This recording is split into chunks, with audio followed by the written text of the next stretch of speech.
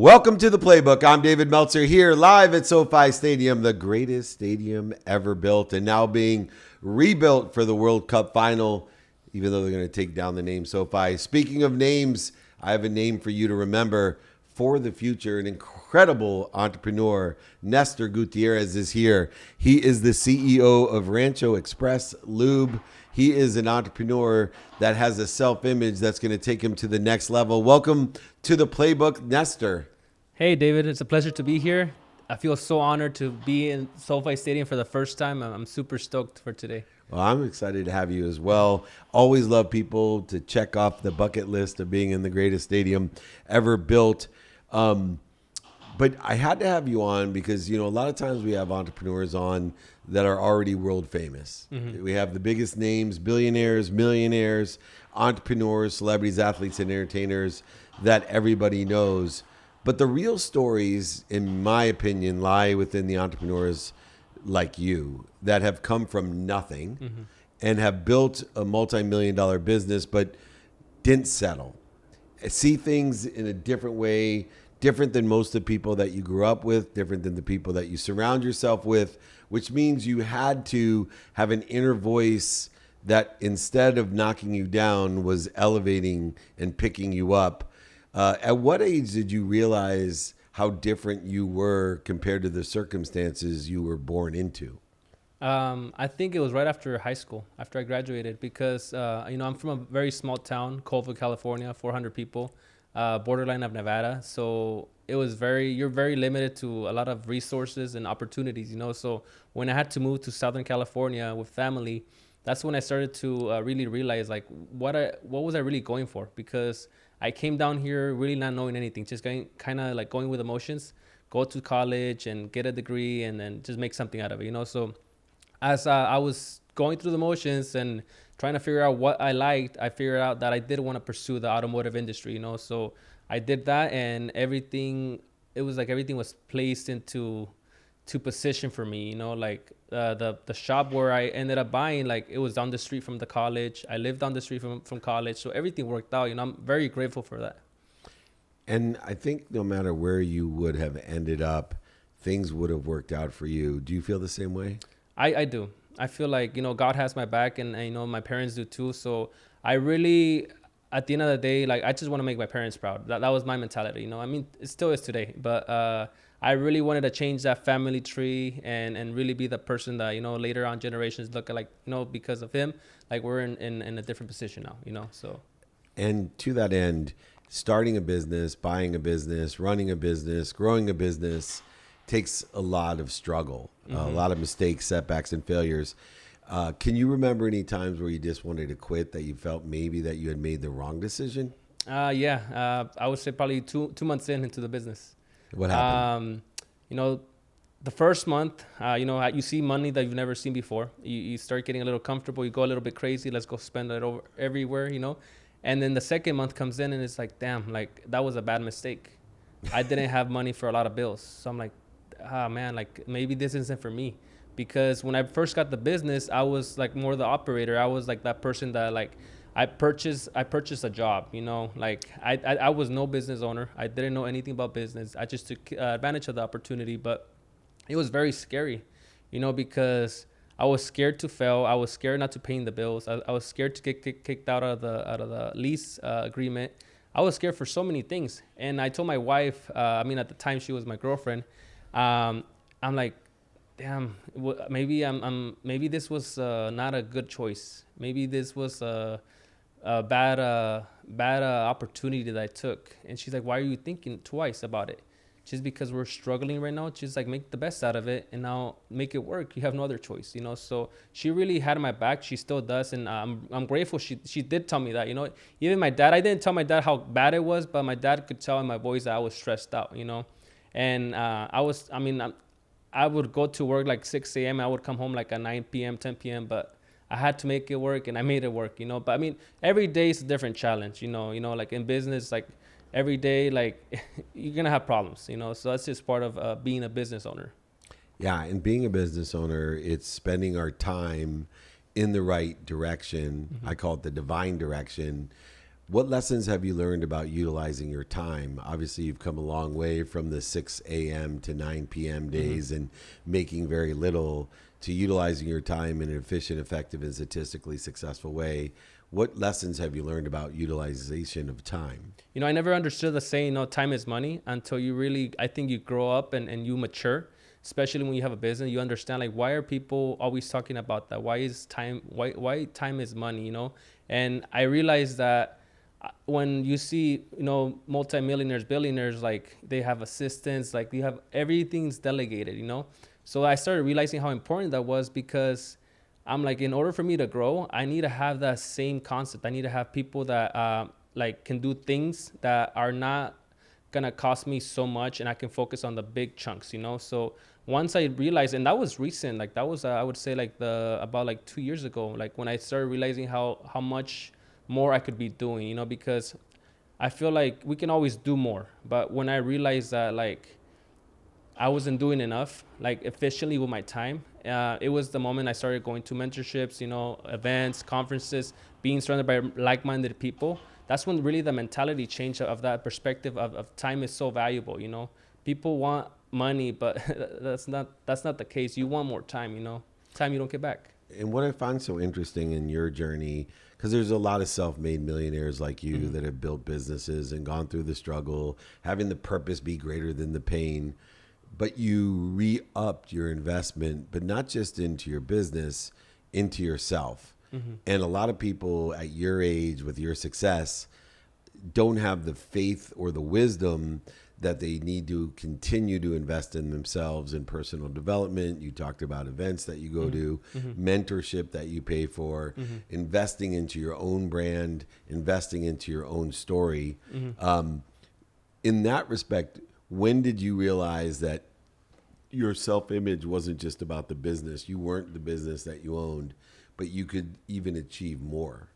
I would say that was specifically, I could tell you that was last year around probably April, when I realized, really. And once again, like, you start going to events and they start opening your eyes. They start asking questions. You're like, damn, like, that's not the case, you know? So that's when you start getting the right answers and you start changing things, you know? So that really, a lot of my growth really was, last year was a breakout year, in that sense that I started realizing so many things I didn't see before. So I feel like last year I matured by 10 years, you can say, you know, like, and I think one of the things that has helped me, I'm always surrounded by older people. Like, I never. Well, thank you. Yeah, nothing against you. Nothing against you. But I'm not as old as Brian Smith or Greg Reed, though. So take that. Take that. But I'm saying that, you know, like, for my age group, you know, I'm 27 years old. There's a lot of people my age. I'm not saying like I want to stand out from everyone else, because that's not the case. But what I'm saying is there's a lot of distractions, you know. So when I see older people, I want to learn from them. That way I avoid the mistakes they went through, you know. I don't want to do the same things, you know. So that's the way I see it. Yeah, let other people pay your dummy tax, that's for sure.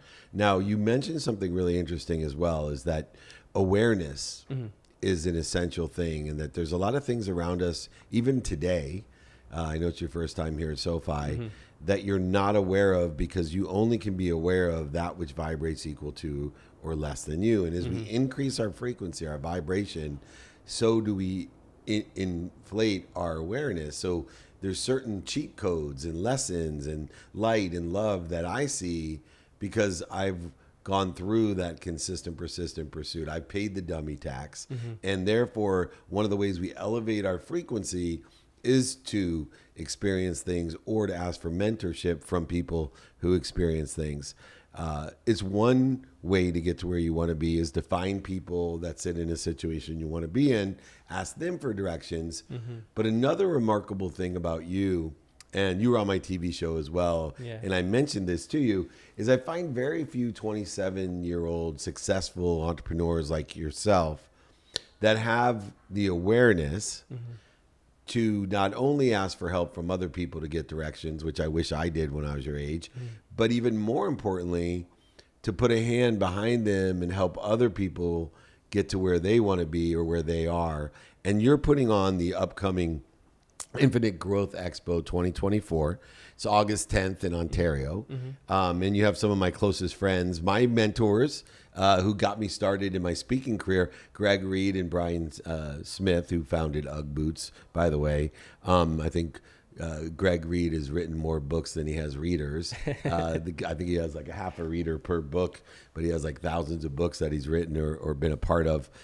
But it's remarkable that within a year, since last April, not only have you invested in your own personal development, not only have you appreciated and been aware of mentorship, but you're putting on your own event to help other people in the journey that you're on.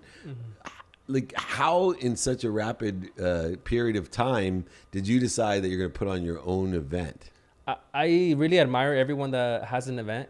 And I have one a week, so I get it. Yeah, I mean, props go to you, man. I really admire you. Like I said, that's why I reached out. I admire everything you do. You know, I appreciate that. It's. I know it's a lot of stress. I mean, once you go through the motions, you see how much it really takes to put an event.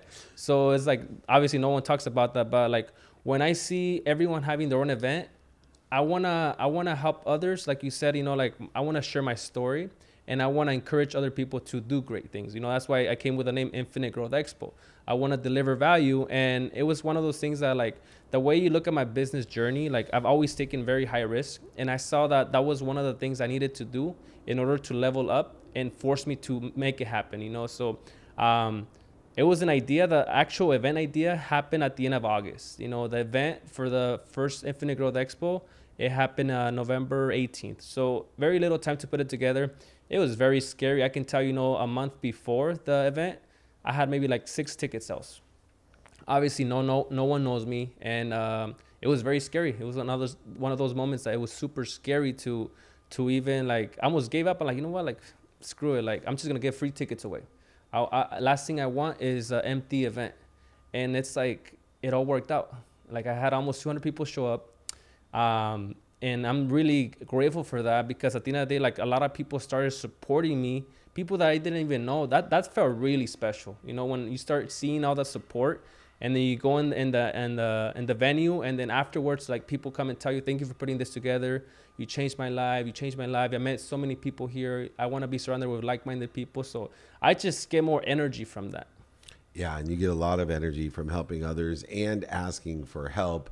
Now, you're 27 years old. Things are changing fast, time, emotion, and value. And we're only limited by our own self-image.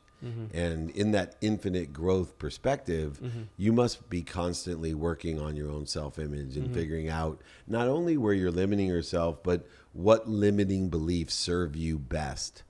In the context of limitation, where do you see yourself limiting yourself today, and what are you doing to break through the thermostat or the limitations that you're putting on yourself? I feel like sometimes I don't want to put a limit on it. Like I don't want to say like I want to open up 200 locations nationwide, because maybe what about if I can do 300 or 400? So that's where I feel like use the word more than. Yeah. So I always want. I'm gonna empower more than a billion people. I want more. You know, so that's why, like, the other day when you read I want to help 2 million drivers.